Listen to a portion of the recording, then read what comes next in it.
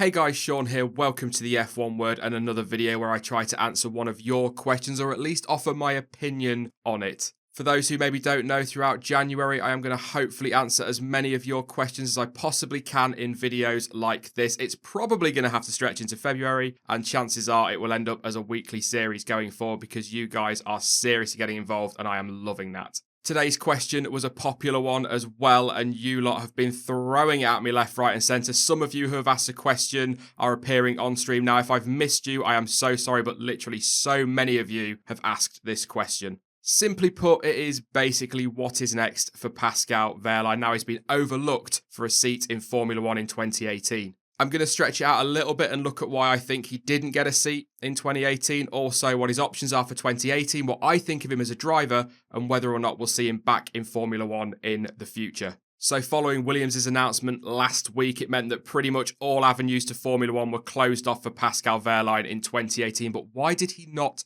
get a seat? A guy who has proven himself over 2 seasons, scoring points in 2 of the worst cars on the grid. Keeping it simple and to the obvious, I guess, and that is that there aren't enough teams in Formula 1 for the amount of talent that is floating around the sport. It's an obvious statement, but it's factually correct. Hopefully in the future we'll get more teams and that's going to enable more talent to stay in the sport or come through the sport. But when you look at even the youth around Formula 1, some of those in the lower formula, in the lower series, there's that many coming through that are probably going to be good enough for F1, but will never actually get there because there just isn't the space for them. Frustrating, but that is Formula 1 and that's how pretty much it's always been. Like I say, hopefully we'll get some new teams around 2021 and that'll bring some more talent into the sport. In my opinion as well, I think his Merc ties closed off potential options such as Haas or staying at Sauber. There was also talk that sponsorship kind of came into it and the money wasn't there to keep him at Sauber. And when you take those Mercedes ties into account, really it's Merc, Force India or Williams. Which kind of brings me on to my next point quite nicely, and that is that the young Merc talent is already showing as much, if not greater, potential than Pascal Wehrlein. Look at Esteban Ocon, George Russell. 2 drivers you could argue have already jumped the queue ahead of Pascal Wehrlein. 2019, I keep saying it, I think Esteban Ocon will get that drive at Merc, and I absolutely believe that he is ahead of Wehrlein for any potential Mercedes seat. And then, of course, you'd say, well, maybe Force India then opens up, but I think if Ocon goes to Mercedes, then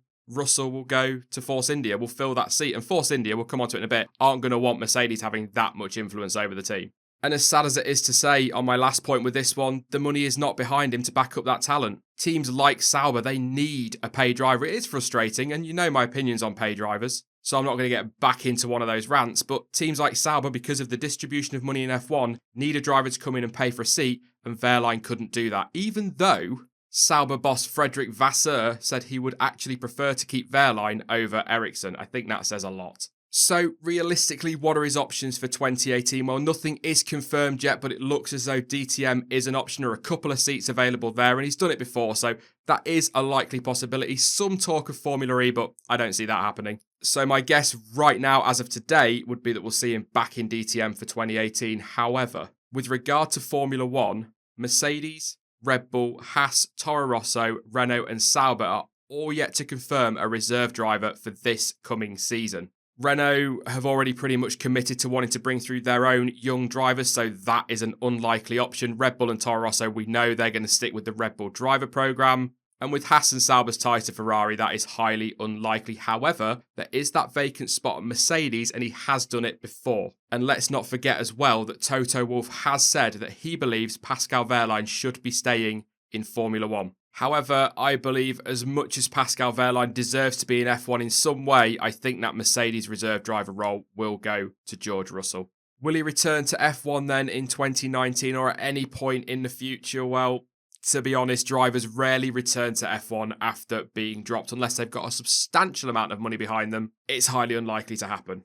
Obviously, yes, drivers have come back after being dropped, and yes, drivers have retired and then come back, but it doesn't happen all that often in Formula 1. You only have to look at the likes of Jean-Eric Vergne, Sébastien Buemi, Jaime Alguersuari, all very good drivers who, despite being highly tipped to, never returned. So never say never, but it is unlikely, and it's frustrating to say that, but that's just the way the sport goes. Back to one of my original points, there's that much talent coming through, there's that much talent around the sport that if a driver gets dropped, it's unlikely they're going to return because there's always somebody else to fill that gap. Again, Ocon and Russell already looking massively promising for Mercedes, so you could say they've probably jumped that queue ahead of Wehrlein, so he's unlikely to get a seat at Mercedes anytime soon. And as I said earlier, if Ocon gets promoted to Mercedes, Russell will probably fill that role at Force India, and it is highly unlikely that Force India are going to want to have two Mercedes drivers in their lineup and two brand spanking new drivers. They will probably stick with Perez if Ocon moves on. So I guess that's kind of like a really stupid early prediction of Perez and Russell for 2019 at Force India. There you go.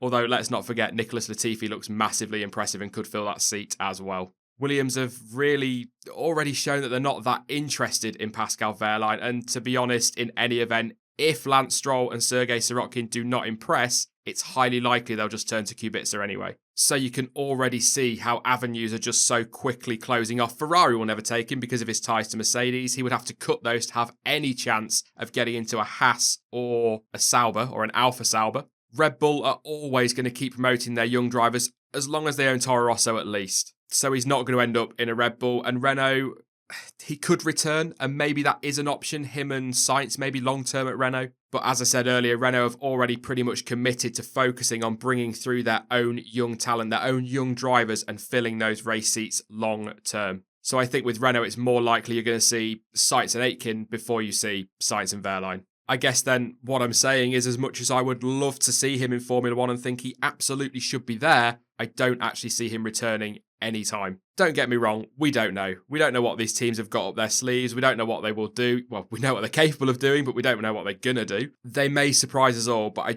I can't help but feel that when a driver leaves, when they're dropped from a team and they're not picked up straight away, the chances of them returning are very, very slim. And like I've just shown, those avenues close off so quickly with so much talent around the sport. I know I keep saying that, but there really is just so much out there. If you look at his career in Formula 1, 6 points over 2 seasons doesn't look great on paper, but when you look at the teams he drove for, a point for Manor, 5 for Sauber, a legitimate 7th place, 8th after a penalty in Spain, and it's not like that was a crazy race where only, 8 cars finished. He was there legitimately on pace, and that's incredible in a car that should never be anywhere near that position, barring a Monaco 96 situation. He's a seriously quick and very consistent driver and has already shown beyond any doubt that he has the ability and talent to race in Formula 1 and should have been snapped up by somebody. I've said it a hell of a lot over the last couple of weeks and I will continue to say it, and I don't care whether people like it or not. It is a disgrace that he is not in Formula 1 in 2018. The number of drivers on the grid that should not be there over him, at least 3, possibly 4? Makes it even more baffling as to why he isn't on the grid. Yes, okay, money, it talks, I get that. Teams have got to run themselves as a business. They've got to make money. I'm not stupid, I understand that. But he 100% deserves to be in Formula 1 over some drivers on the grid. That's a fact, that's end of. But Formula 1 has been like that for, I've been watching F1 since South Africa 1992, and it's been like that ever since then. And I'm sure those that have been watching it longer than me will come out and say that it's been going on for decades, probably since the very beginning of the sport. That is Formula 1, that is what happens. Pascal Wehrlein is not the first, and he certainly will not be the last talent to be overlooked in Formula 1 who deserves to be in the sport. I also think it's kind of ironic as well that the one thing that helped him get to the sport, and that's those ties to Mercedes, are also possibly part of the reason why he hasn't got a seat in F1 for 2018. Like I say, anybody with Mercedes ties is unlikely to race in a team with Ferrari ties and vice versa. It is disappointing, frustrating. It's just a shame that we're not going to see him on the F1 grid in 2018. The best thing for him to do is go and get himself in another series, do the absolute best he can, and show those F1 teams what they're missing. And who knows, maybe in 2019, 2020, we may see him on the grid again. They are just my opinions though. What do you think of Pascal Wehrlein, and do you think we'll see him back in the sport? Let me know in the comment section down below. And also, if you'd like one of your questions answering in a dedicated video like this, pop your question down there as well, and I will try my best to answer as many as possible. I will be back soon with more content as ever, but in the meantime, don't forget to follow me on social media. Links to Twitter, Facebook, and to Discord are all in the description down below. But as ever, thank you for watching. I've been Sean. This has been the F1 Word, and until next time, goodbye.